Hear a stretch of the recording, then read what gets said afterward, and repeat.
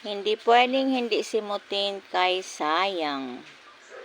Dahil merong may birthday, kaya gumawa tayo nitong macaroni salad. Matagal ko na talaga din tong cravings, kaya eto.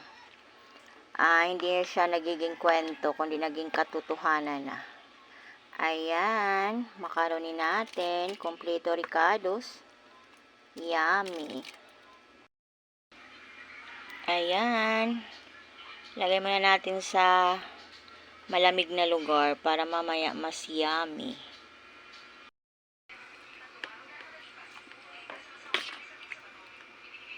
Ayan, magsasali na tayo para malagay na natin sa freezer.